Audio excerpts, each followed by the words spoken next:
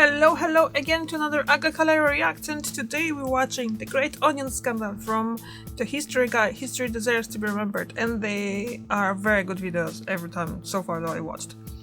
So we'll be watching stuff about onion because, well, as much as I don't like a raw onion, I do like it in any other form. Baked, fried, dried, pickled, any other onion beside raw, I'll eat it. Yeah. So let's just watch what's going on. What's going on? Why is it such a big scandal? Let's go.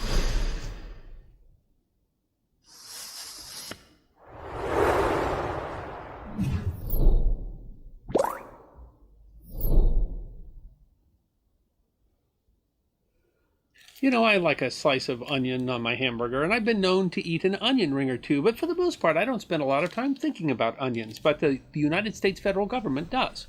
In fact, onions are the only agricultural product where trading in commodity futures is banned. All has to do with two guys in Chicago and a whole lot of onions, and like an onion, the story has a lot of layers to it. Onions have played a significant role in human history. According to the National Onion Association, which is not only an actual thing, but describes itself as the Onion Authority, most researchers agree that onion has been cultivated for 5,000 years or more. Since onions grew wild in various regions, they were probably consumed for thousands of years and domesticated simultaneously all over the world.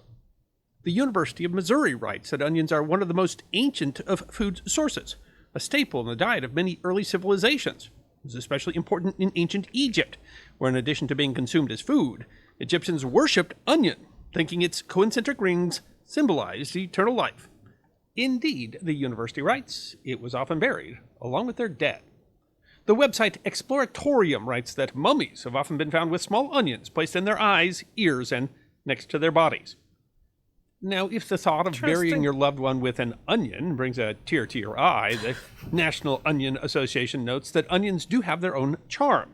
Onions may be one of the earliest cultivated crops because they were less perishable than other foods of the time, were transportable, were easy to grow, and could be grown in a variety of soils and climates. Onions prevented thirst and could be dried and preserved for later. Exploratorium notes that Alexander the Great believed that onions increased strength and courage, and so he fed them to his armies. But onions, like many agricultural commodities, are seasonally produced and subject to volatility based on crop production.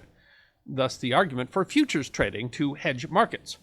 National Public Radio explained in 2015, farming is unpredictable, so many farmers count on complicated financial agreements to ensure that they have a steady source of income.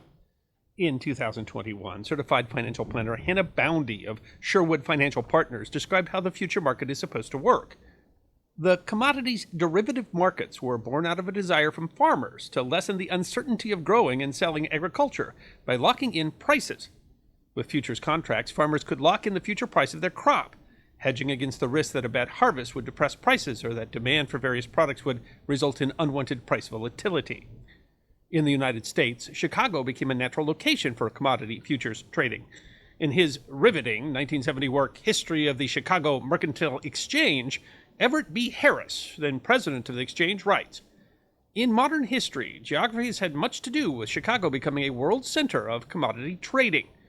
The Midwest productive capacities, the processing facilities in Chicago and nearby cities, and the transportation network of roads, rivers, canals, and the lakes all combined to create a great advantage more than 120 years ago.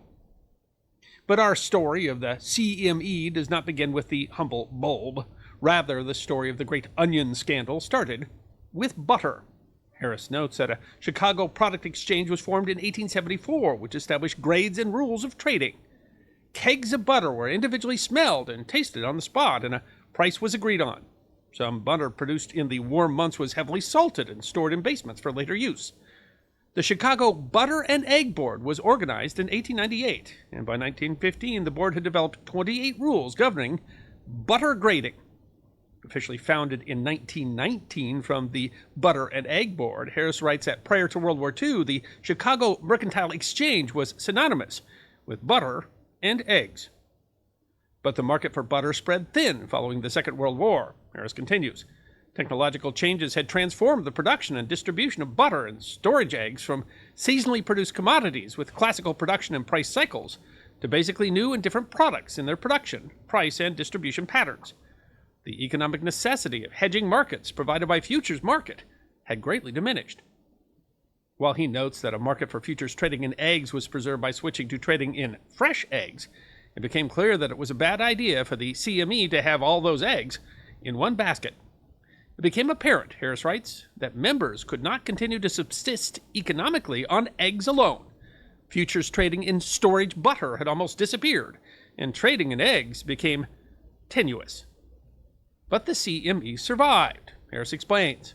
Necessity is the mother of invention. Beginning in the early 50s and until the present time, exchange members have vigorously researched, tested, and promoted many new contracts for futures trading. Colors on those onions. Among those, Time magazine wrote in 2008, were onions. Onion futures launched in the late 1940s were an attempt to replace the lost income, and onions quickly found their place in the market. Gloria Listieri explains on the website Earn to Trade. Onion futures contracts became the most traded product on the CME by the mid-1950s, and in 1955 they made up 20% of the exchange's volume. Oh. There was a problem, however, as Time magazine writes.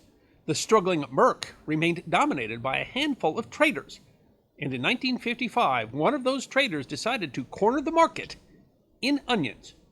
Investopedia explains the concept. To corner a market means to hold a significant commodity position to be able to manipulate its price. Oh. The term implies that the market has been backed into a corner, and there is nowhere for the market to move to find other sellers and buyers. The man with the ambition to be the Onion King was, Bounty writes, Vince Kasuga. He was an onion farmer growing onions in the Northeast in the 1930s, but he was also a commodities trader, actively trading commodities futures on the Chicago Mercantile Exchange. For a time, Kasuga traded wheat futures, but nearly going bankrupt after a few unsuccessful bets, he then turned to the onion market, with which he was more familiar. Kasuga's quest to obtain an obscene outlay of odorous onions began on his own farm. His nephew, Harvey Paffenroth, told National Public Radio. Well, he was building, it was a big shed of corrugated aluminum. I mean huge.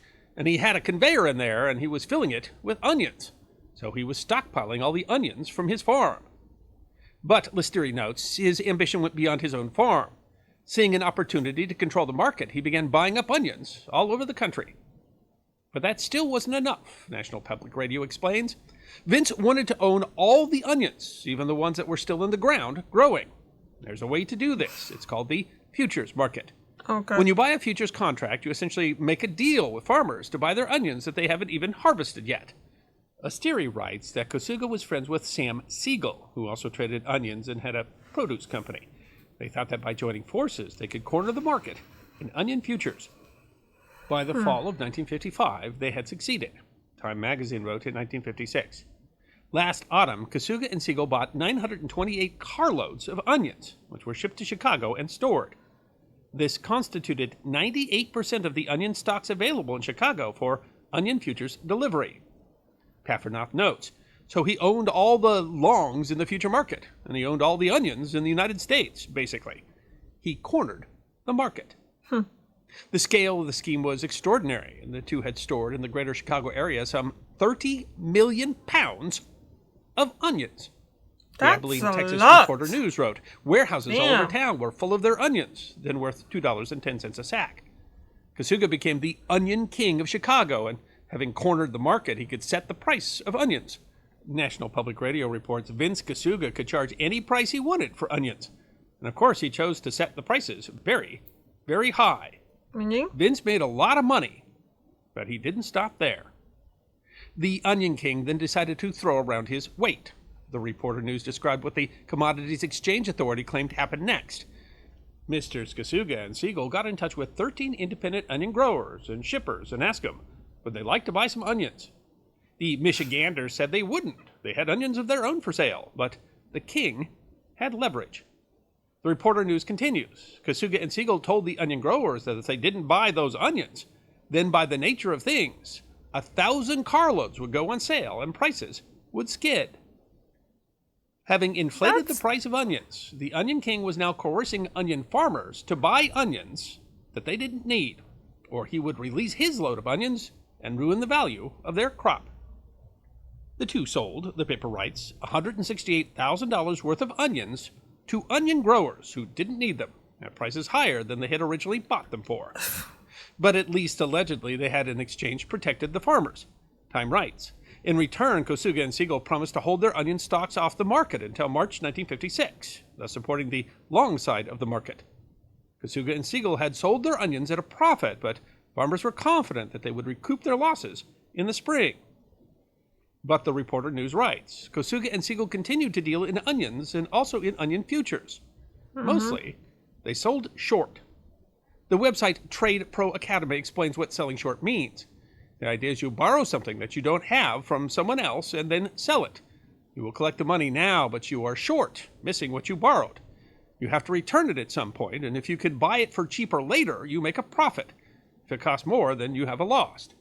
Investopedia explains that a trader may decide to short a security where they believe that the price of that security is likely to decrease in the near future.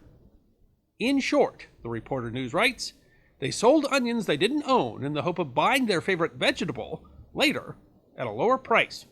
Traders, seeing the high onion prices, bought the futures, locking in what they thought was a fair price to buy onions. By February 1956, Time magazine writes, they held short positions for 1,148 train car lots. Train cars! NPR explains what came next. And then in March of 1956, Vince sprung his final trap. All those onions he'd been hoarding, he flooded the market with them. Time magazine writes they were engaging in a conspiracy to depress the prices in order to cover their short position in the March onion futures. To grease the price skids, they allegedly shipped some of their aging onions out of Chicago, had them culled, resorted, and repacked, and then sent back to Chicago to make it appear as though large quantities of new onions were pouring into town. As the price fell, the growers were stuck with small mountains of high-priced onions. Listeri writes, prices nosedived from $2.75 to 10 cents per 50-pound bag. Sam and Vincent made huge profits on their shorts. Paffenroth puts the losses suffered by the farmers into perspective. The mesh bag that you put 50 pounds a bag of those onions in, the bag alone empty, cost 20 cents. A 50-pound bag of onions, they went to 10 cents a bag. Farmers were selling their onions, including ones that they had bought from Kosuga and Siegel, for less than the prices of the bag that held them. Time writes, the onion farmers of America were outraged. They'd lost money on their crops as well as on their futures contracts. The two had collected in their shorts more than $2 a bag for onions that were selling for just 10 cents. Paffenroth writes of his uncle, he made a fortune. He made $8.5 million. That's a lot of money in 1955. Yeah, I was just going to say that. National Public Radio reports, in Chicago, where the trading happened, the loading docks were piled high with 50-pound bags of onions. Boxcars filled with onions clogged the railways. Traders who were stuck with onions literally couldn't give them away, and they tried.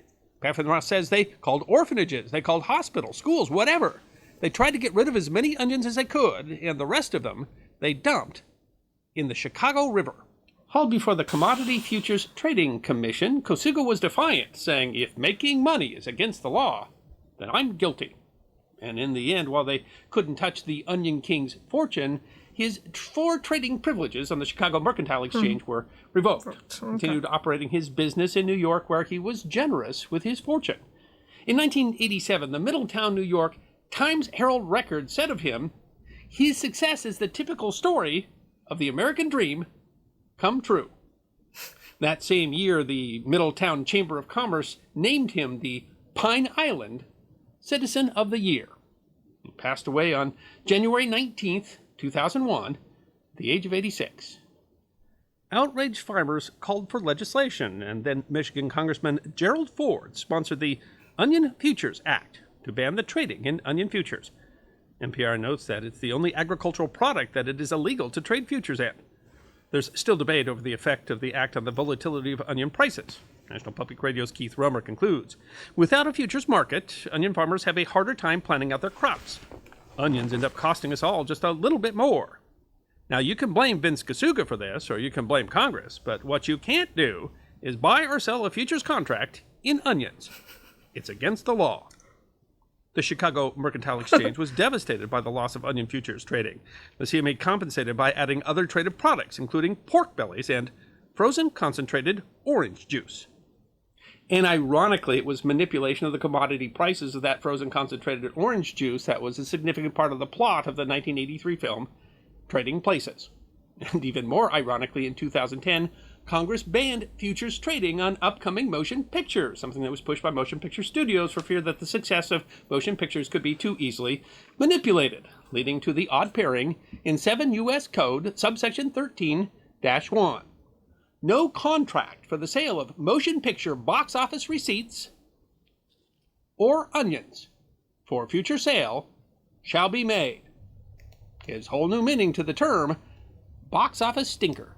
I hope you enjoyed watching this episode of The History Guy, and if you did, please feel free to like and subscribe and share The History Guy with your friends. And if you also believe that history deserves to be remembered, then you can support The History Guy as a member on YouTube, a supporter on our community and locals, or as a patron on Patreon.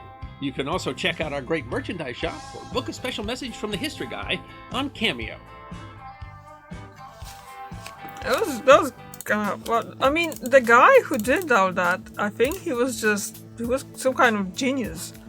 He made money on onion, like that, and just the way, like, I wonder how long was he thinking about that plan, because obviously he didn't like work out step by step. He had to have everything like work it out beforehand.